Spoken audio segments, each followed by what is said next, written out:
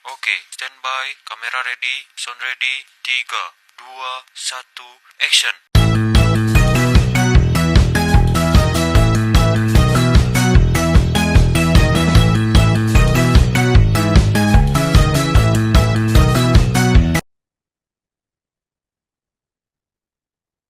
Assalamualaikum warahmatullahi wabarakatuh, teman-teman semua. Hari ini kita akan membuat podcast video mengenai isu yang akan kita ambil, eh, yang bertemakan dengan Smart ASN.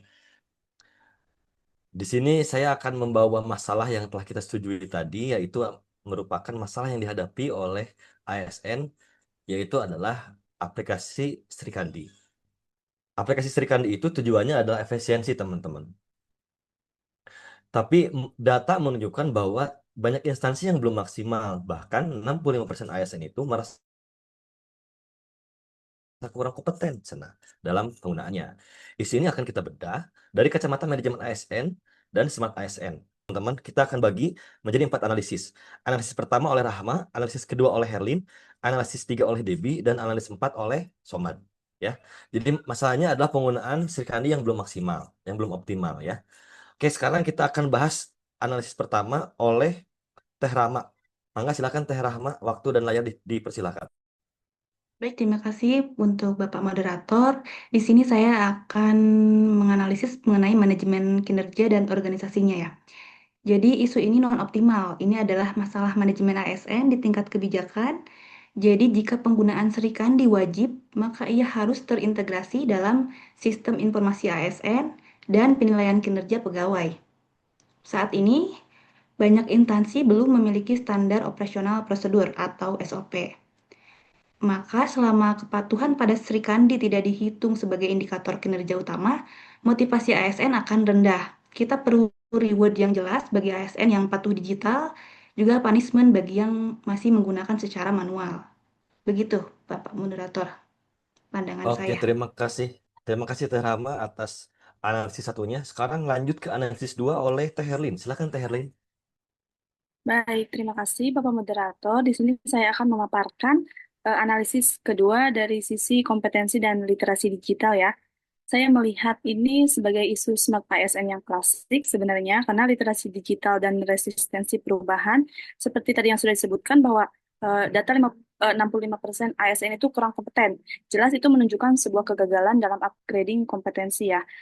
Pelatihan yang ada hanya teknis, bukan mengubah digital culture. Solusinya harus berfokus pada learning agility. Jadi ASN harus membangun motivasi dari internalnya dahulu dan memastikan ASN itu menguasai setidaknya 4 pilar Smart ASN, yaitu digital skill, digital culture, digital ethnic, dan digital safety, agar kedepannya tidak lagi canggung untuk menggunakan sistem digital. Mungkin itu yang bisa saya paparkan. Terima kasih, Bapak Menteri. Oke, baik. Kalau yang saya bisa ambil adalah memang ASN itu kita harus yang ada 4 pilar itu ya, pilar digitalisasi itu. Mungkin kalau Sri Kandi itu lebih ke culture mungkin ya. Jadi membiasakan diri ASN untuk menggunakan aplikasi Sri Kandi itu dan membuat ekosistem sedemikian rupa di kantor supaya bisa pakai Sri Kandi semua. Baik, terima kasih selanjutnya oleh Kang Debi. Silakan Kang Debi analisis 3. Silakan. Waktu udah tepat dan layar saya. Terima kasih Bapak Moderator yang terhormat. Selanjutnya analisis 3 mengenai layanan publik dan efisiensi.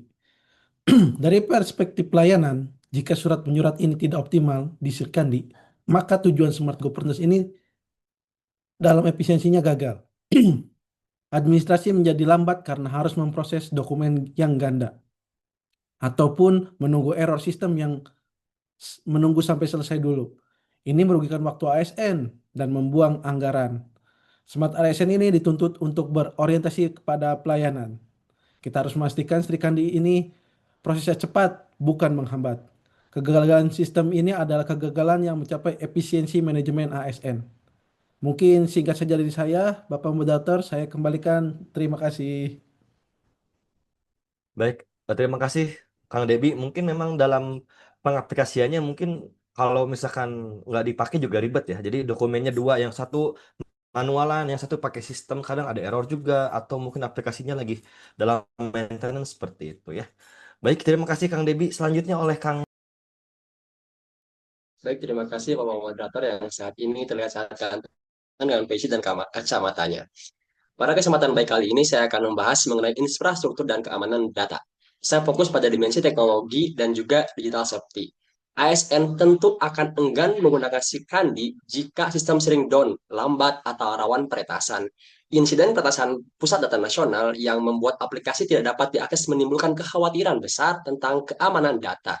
Instansi pusat tentu harus menjamin stabilitas infrastruktur yang andal dan tahan serangan cyber.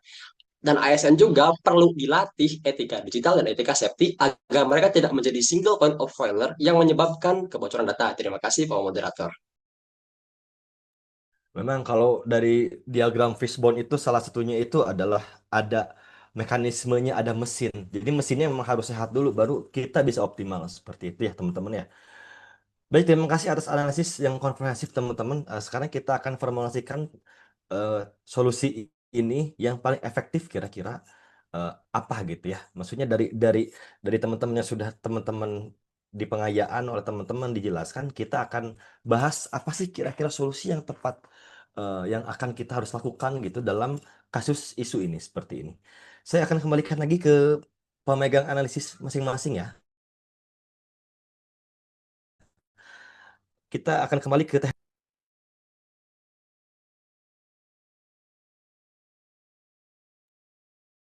Rahma, silakan analisa satunya. Baik, terima kasih Bapak Moderator. Sekali lagi ya, kalau saya itu tetap mengusulkannya pada solusi kebijakan. Jadi, integrasikan gitu penggunaan Sri Kandi ke dalam sistem informasi ASN dan penilaian kinerja. Jadi sehingga ini tuh menjadi kepatuhan gitu dan harus menjadi indikator kinerja individu yang jelas. Begitu, Bapak Moderator, menurut saya. Oke, baik. Saya tadi catat bahwa dari Teh Rama itu selalu tetap pada harus diwajibkan ya dan sebagai indikator keberhasilan kerja ya. Seperti oke, baik. Betul, Terima kasih. supaya efektif, Bapak. Oke, baik. Lanjut ke analisis 2 oleh Teh Helin. Singkat saja Teh Helin. Ya, baik, terima kasih Bapak Moderator. Mungkin kalau dari saya mengusulkannya dari solusi apa sumber daya manusianya ya, yaitu transformasi program pelatihan menjadi digital coaching yang berbasis learning agility yaitu SMART ASN. Jadi nanti fokus pada pelatihan untuk berkelanjutan dan peer-to-peer coaching untuk mengatasi gap kompetensi yang 65% ASN tadi. Terima kasih. Baik, Teh Helin dari pelatihan SDM supaya ASN memiliki kompetensi untuk mengerjakan atau melakukan sesuatu, bikin surat dari Srikandi. Baik, ini analisis terakhir ini, kan kita cuma bikin 3 analisis ya. Ini analisis 3 dan 4, silakan sama Kang Debi aja, Kang Somad, biar cepet ya. Silakan Kang Debi. Ya, baik. Dari analisis 3 dan 4, kami mengusulkan solusi teknis. Solusi kami adalah menjamin keandalan sistem dan keamanan cyber yang terpusat. Instansi pengelola wajib menjamin sistem yang uptime-nya 24/7 dan memberikan edukatif masif tentang digital safety kepada seluruh ASN untuk memitigasi resiko keamanan.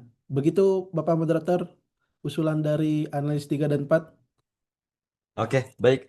Setelah saya rangkum ada tiga usulan dari analisis dari teman-teman, kita harus sama-sama menyetujui bahwa dalam sekali itu itu tuh sistem yang wajib.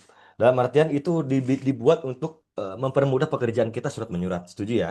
Yang kedua itu memang harus ada eh, brainware-nya, yaitu orang-orang yang pakai itu. Memang harus kompeten, tadi kata Teh Herlin harus kompeten dan harus ada pelatihan peer to peer ya kayak seperti itu. Dan yang ketiga itu tidak kalah penting adalah safety. Memang surat-surat dinas, undangan-undangan itu kan sebenarnya datanya itu kan sangat rahasia untuk beberapa. Kayak misalkan contoh kita lihat lembaganya lembaga BIN, nggak mungkin itu dan harus dijaga karena bahaya kalau sampai bocor seperti itu ya.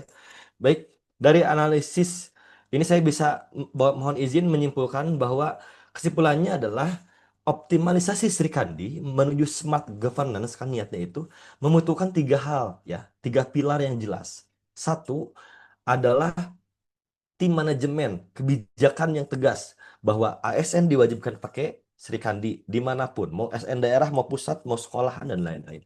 Yang kedua, kompetensi unggul dari ASN itu sendiri, supaya penggunaannya, brainware-nya oke. Lalu yang ketiga adalah infrastruktur atau sistem keamanannya yang harus upping 24/7. Jadi jangan sampai sistemnya down. Sekarang kinerja manusianya bagus, penggunaannya bagus, manajemennya udah dinyuruh pakai Srikandi, tapi ketika infrastrukturnya nggak siap, itu repot juga. Seperti itu ya. Jadi dengan kolaborasi ini kita dapat mewujudkan e-governance yang efisien karena para rinter TA, yang kedua akuntabel, bisa dilihat sama siapapun, bisa dinilai dan berorientasi pada layanan. Seperti itu ya. Baik, saya akan buat laporannya supaya kita bisa mengumpulkan di tugas di hari ini. Terima kasih kepada Akang Teteh yang sudah membantu dalam perumusan analisis di isu-isu Srikandi ini. Semoga kita diberikan kemudahan, kelancaran, dan ilmu yang baik untuk menjadi ASN ke depannya. Terima kasih, saya tutup. Wabillahi taufiq wal hidayah. Wassalamualaikum warahmatullahi wabarakatuh. Waalaikumsalam warahmatullahi Waalaikumsalam wabarakatuh. warahmatullahi wabarakatuh. Terima kasih Bapak Terima kasih, Bapak Moderator. Moderator. Terima kasih, teman-teman.